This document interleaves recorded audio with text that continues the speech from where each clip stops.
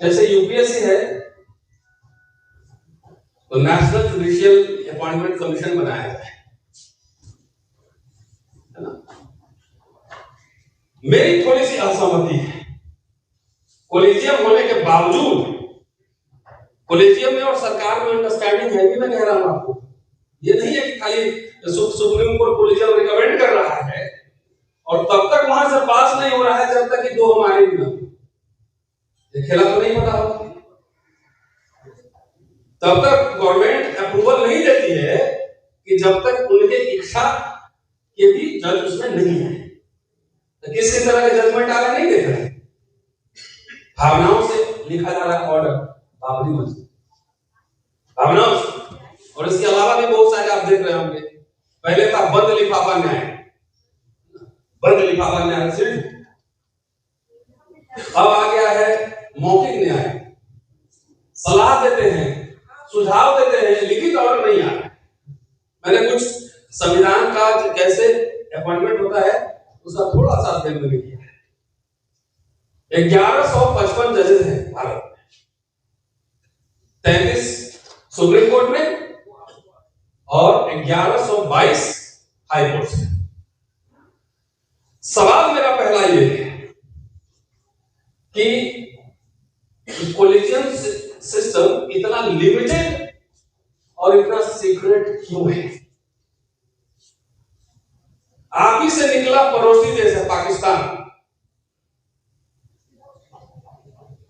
जरा उसका जो है ना सिस्टम देख लीजिए। मैं बता रहा हूं कि वहां पे जुडिशियल कमीशन ऑफ पाकिस्तान है, यह जितने जुडिशियल अपॉइंटमेंट होते हैं उसका रिकमेंडेशन करता है और इसके जो प्रेसिडेंट हैं उसके चीफ जस्टिस होते हैं और इसके जो सदस्य होते हैं सुप्रीम कोर्ट के वरिष्ठ न्यायाधीश, एक सेवानिवृत्त न्यायाधीश, law minister, attorney general Pakistan, Pakistan bar council द्वारा नॉमिनेटेड एक वकील, कौन? बार काउंसिल से नॉमिनेटेड एक वकील, और उसके बाद पार्लियामेंट्री कमेटी, पार्लियामेंट्री कमेटी से भी स्क्रूटनी होती है। ये हमारे बगल में जो ये गरीब मुल्क है उसके जुडिशियल सिस्टम को देखिए। आजकल नेट का जमाना है, कहीं ढूंढने मिल जाएगा। ये जो पार्लियामेंट्री कमेटी है वो क्या करता है कि जो जुडिशियल कमीशन है वो जो रिकमेंडेशन करता है उसकी समीक्षा करता है और इसके बाद नेशनल असेंबली को नॉमिनेट रिकमेंड करता है, जिसमें सीनेट के सभी सदस्य होते हैं। समिति वहां पर किसी भी नाम को एक्सेप्ट कर सकता है चाहे नहीं भी एक्सेप्ट कर सकता है, लेकिन इसका कारण उसको रिटन कारण देना पड़ता है। क्यों? अब प्रक्रिया क्या है ये मैंने बता दिया। न्यायिक आयोग, संसदीय समिति और जो हाई कोर्ट के जज होते हैं सेम वही प्रोसीजर है, सेम वही प्रोसीजर है। तो वहां के कार्यकाल 65 और 62 है, जैसे कि यहाँ पे। तो यहाँ पे क्या इंपॉर्टेंट पॉइंट है? एक पूरा प्रोसीजर है पार्लियामेंट्री कमेटी के पास। आप एक बात बताओ, जजेस में जब महाभियोग लगता है तो कहां पास होता है, कहां लाया जाता है? पार्लियामेंट में। तो हटाने का काम पार्लियामेंट करेगा, नियुक्ति के काम में पार्लियामेंट की कोई भूमिका नहीं। क्या लीला है? अगर वहां पीपल्स रिप्रेजेंटेटिव होते हैं, बात उसमें डिस्कशन होगा, सब कुछ देखा जाएगा, वहां डेमोक्रेटाइजेशन भी होगा। तो हटाने का काम संसद का, जजेस लगाने में संसद की कोई भूमिका नहीं। अब आइए जरा दूसरा एग्जाम्पल लेते हैं, जहां से हमने पूरा अपना procedure, legal procedure, political procedure जहां से लिया है यूनाइटेड किंगडम। वहां पे जुडिशियल अपॉइंटमेंट कमीशन वहां भी है, कई तरह के कोर्ट्स होते हैं, नहीं जाऊंगा उसमें। और उसके प्रोसेस क्या है? जो वैकेंट पोजीशंस होते हैं उसको एडवर्टाइज करना है करके, यहां सब सीक्रेट होता है।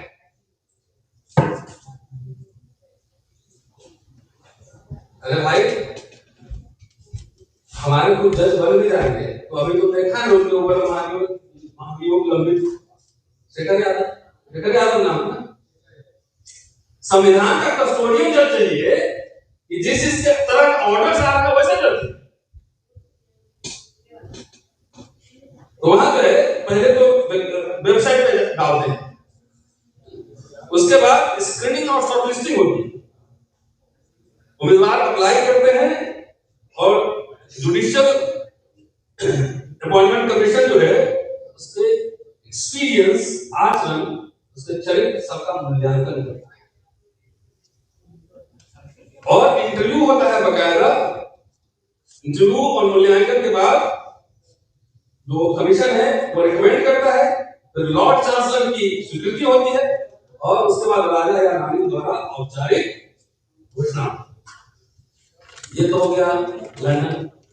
अब जहां के साहब बार बार कह रहे हैं कि 21 बार मैंने समझौता, क्या कितनी बार बोले कि मैंने समझौता करा है, 26 बार, रोज अभी बढ़ते जाएगा नंबर। तो वहां के भी तो संविधान, वहां के जजेस कैसे अपॉइंट होते हैं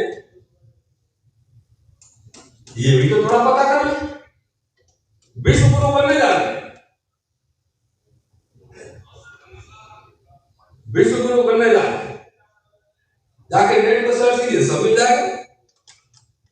वहां तो कई जगह चुनाव होता है और बाकी कांग्रेस सीनेट में पूरा डिबेट होता है, बहस होता है और पूरे प्रोसीजर है, तो सब में नहीं जाएंगे क्योंकि टाइम कम है। कि कई तरह के कोर्ट्स हैं, सुप्रीम कोर्ट है, कोर्ट ऑफ अपील है, डिस्ट्रिक्ट कोर्ट है और US court of international trade. इसके नियुक्ति की प्रक्रिया है राष्ट्रपति द्वारा नॉमिनेशन। राष्ट्रपति कानूनी विशेषज्ञों, सलाहकारों और सीनेटरों उसी राज्य से उससे परामर्श करते हैं, नाम शॉर्टलिस्ट किए जाते हैं, एक भी आई द्वारा पृष्ठभूमि की जांच करती है। यहाँ की आई आपको तो पता है साहब, तो ब्यूरोक्रेट रहे, आईडी की जांच होती है। उसके बाद सीनेट जो है, सीनेट के जुडिशियल कमेटी में सुनवाई होती है और वहां कैंडिडेट को पेश होना होता है। उनसे कानूनी दृष्टिकोण, पूर्ण के निर्णय और राजनीतिक विचारों पर प्रश्न पूछे जाते हैं और कायदा इंटरव्यू होता है। यहाँ तो अभी खन्ना साहब इंटरैक्शन शुरू किया, इंटरैक्शन शुरू किया। पूरे सीनेट में मतदान होता है और उस व्यक्ति को या तो अपॉइंट कर सकता है, रिजेक्ट कर सकता है। 51 एक वोट से जीत हो सकती है। वोट बराबर हो जाए तो उपराष्ट्रपति का निर्णायक वोट होता है। वहां जज रिटायर नहीं होते, इसलिए इंडिपेंडेंट होते हैं। तो ये मैं क्यों कह रहा हूं कि भाई आपका जो कोलिजियम सिस्टम है उसको डेमोक्रेटाइज, ट्रांसपेरेंट करने की जरूरत है। आप किसी हाई कोर्ट में 3 जजेस ही क्यों बनाए कोलिजियम और नाम डेवलपमेंट क्यों करें? सब हाई कोर्ट में जो है लोअर जजेस के अपॉइंटमेंट के लिए अलग कमीशन है। जैसे बिहार में है तो बीपीएससी का काम खाली रिमोटाइज करना है, पूरा काम कोर्ट में की है, हाई कोर्ट के जज के नियंत्रण में। वहां एक रजिस्ट्रार बैठता है और रिजल्ट बना के बीपीएससी को देता है, तो बीपीएससी उसको पब्लिश करती है। तो जब लोअर जुडिशरी के लिए हो सकता है तो हाई कोर्ट के जजेस के लिए क्यों नहीं हो सकता? आप एक रजिस्ट्रार वहां बैठाओ, एप्लीकेशन मंगवाओ, उसको ट्रांसपेरेंट करो और सारे जजेस को दो, सब लोग अपना अपना ऑब्जर्वेशन करें, बार काउंसिल को और बार एसोसिएशन को इन्वॉल्व करो। इस पर तो आप चर्चा नहीं सुने होंगे। जहां लाखों लाखों नौकरियां हैं वहां भटकाया जा रहा है, भटकाया जा रहा है। और आपको कहां पूरे आंकड़ा में दे दिए 1155 जजेस। वहां भी ऐसा हो सकता है, सुप्रीम कोर्ट में भी हो सकता है ऐसा। सारे जजेस उसको स्क्रूटनी करें और पब्लिक डोमेन में वेबसाइट पे डालें। अभी तो बहुत सारे जज का प्रॉपर्टी का लाइसेंस भी नहीं है। ये सब मैं इसलिए कह रहा हूं, ये सब जितना ट्रांसपेरेंट और डेमोक्रेटाइज होगा, भागीदारी सुनिश्चित होगी हवा में तीर चलाने की जरूरत नहीं है, क्योंकि नेशनल जुडिशियल अपॉइंटमेंट कमीशन बनाकर, जैसे यूपीएससी है, तो अभी भी अंडरस्टैंडिंग है कॉलेजियम में और सरकार में अभी भी है। अभी दो होता है, जब वो बन जाएगा तो 3 होगा, पूरा सरकारी कंट्रोल में ले लेगी। तो आप उसमें भागीदारी की बात करो, लेकिन कम से कम कुछ संस्थाओं, चुनाव आयोग का क्या हल होता है, कोर्ट का भी आप देखिए।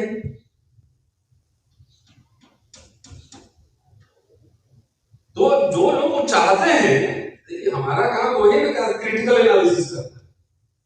20-25 जजेस का अपॉइंटमेंट होना, 30 जजेस होना, तो कितना नेशनल एग्जाम हो जाएगा, सोचिए किस उम्र में होगा, क्या कंडीशन होगा। हम ये चाहते हैं कि आप जुडिशरी जो है ना डेमोक्रेटाइज हो, ट्रांसपेरेंट, और जो भी एससी एसटी ओबीसी से जो काबिल लोग हैं उसके साथ डिस्क्रिमिनेशन नहीं हो, यही बात है।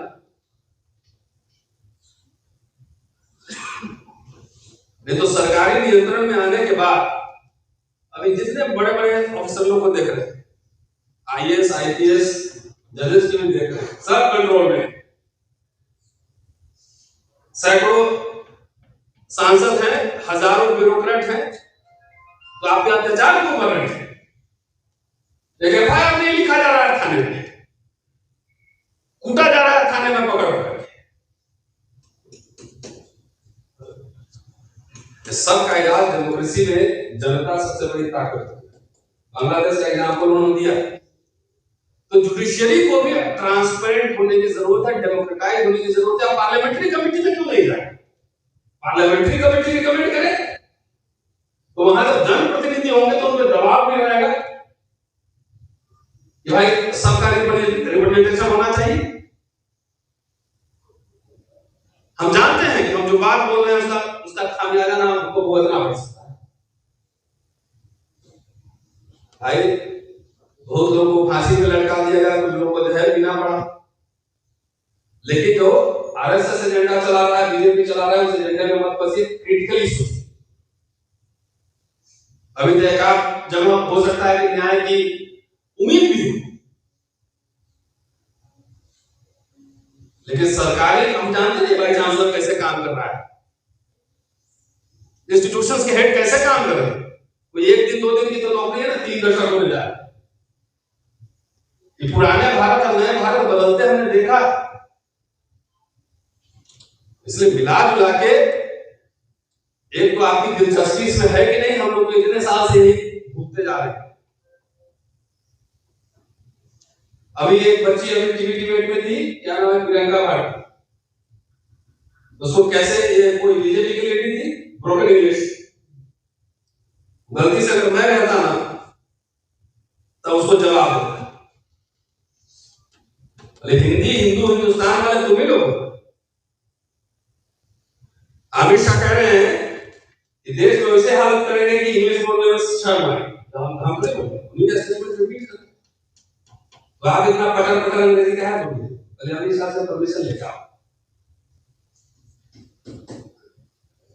तो इस खेमे में मत रहिए। और आज मतलब जो मैं कह रहा हूं कि हमारा जो होना होगा, चलिए हम आपके भरोसे रहेंगे,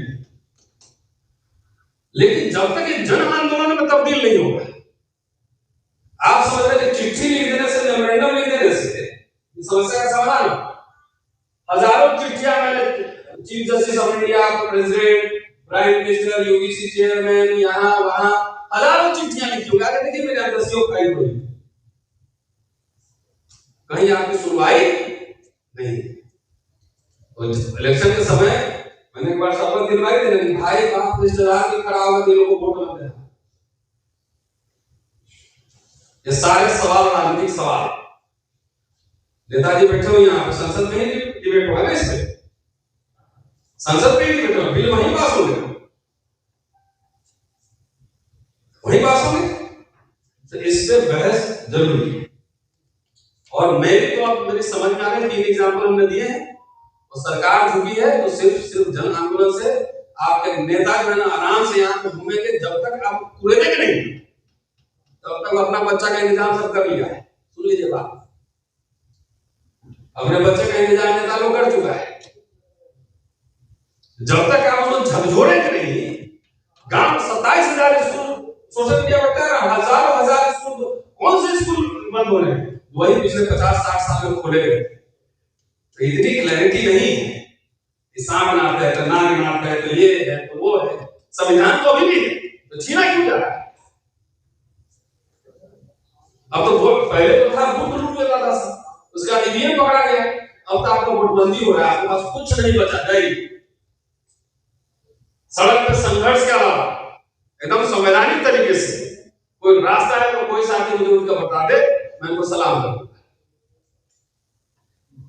मैं तो अभी कह रहा था पता नहीं, अब लगता है हम लोग अपना रिसर्च जो करें, किताब लिखे ज्यादा बेहतर काम है, नेता लोग का नेता लोग के हवाले छोड़ देना चाहिए। और ये चलते चलते कोलिजम पे और बात, इस बात की क्या गारंटी है जिसका एक कॉलेजियम ने रिजेक्ट कर दिया है दूसरे कॉलेजियम उसको एक्सेप्ट न करे? आईबी की रिपोर्ट पब्लिश क्यों नहीं? ये भी संभव है ना कि एक कॉलेजियम ने रिजेक्ट कर दिया और दूसरा कॉलेजियम उसी को दोबारा अप्रूव कर दे। मेरे को विश्वास नहीं तो देख कर का पता लगता है।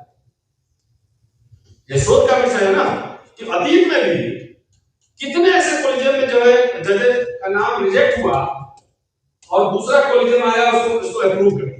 तो चूंकि पिछले सेमिनार में जैसे चर्चा हुई थी, मैंने सोचा थोड़ा स्पष्ट कर दूं कि वहां भी रिप्रेजेंटेशन चाहिए, हर जगह चाहिए, लेकिन जहां पर सबसे पहले लाखों लाख है ना, वहां पे मिलिए। नहीं तो स्कूल के दरवाजे आपके लिए बंद है। अम्बेडकर का नाम ले लीजिए, लोहिया का नाम ले लीजिए, अच्छा नहीं लगता है। बाबा साहब के नाम पर दुकान चलाने से बेहतर है बाबा साहब का नाम लेकर उनके नाम को उल्टा काम मत करो। शिक्षित बनो, संघर्ष करो, संगठित हो। कहां शिक्षित बना? कितना स्कूल यूनिवर्सिटी कुछ आपका कुछ है ही नहीं।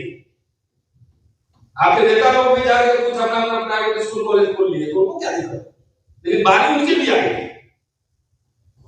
उनकी भी आ गई। तो मुझे लगता है ज्यादा वक्त ले लिया, मतलब बात मुझे करने लगे तब भी कोई बात नहीं, मुझे जो कहना है क्या नहीं। स्कॉलरशिप देखिए, यहाँ एक बच्ची है, उसका भाई उसको जाना है मुझे 10 लाख रुपए कम भर रहा है, वहां से साहब कागज लेके आए हैं, दिखा रहे थे, मुझे पता है, लेकिन समाज में मांग नहीं है कि उसका बेटा ऑक्सफोर्ड कैम्ब्रिज हार्वर्ड में पढ़े। उस समाज में अपना बेटा को डॉक्टर नहीं बनाना चाहता है, वकील नहीं बनाना चाहता है।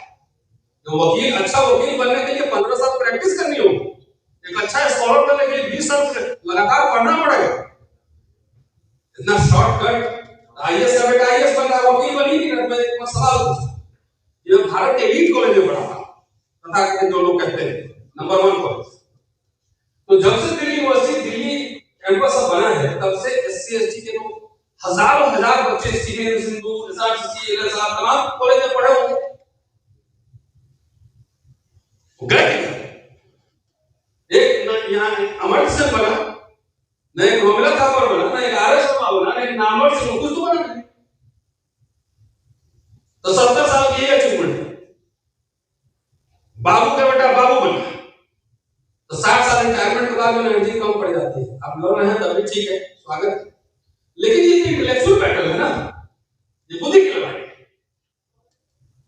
हमारे पास लिमिटेड लोग हैं जो इंडियन एक्सप्रेस में हिंदू में एडिटोरियल लिखे, या तो सरकारी नौकरी का वही करना है, और उसके बाद स्कॉलर्स पैदा करो ना, अच्छे वकील पैदा करो, तब क्लेम करो कि जज बनाएंगे।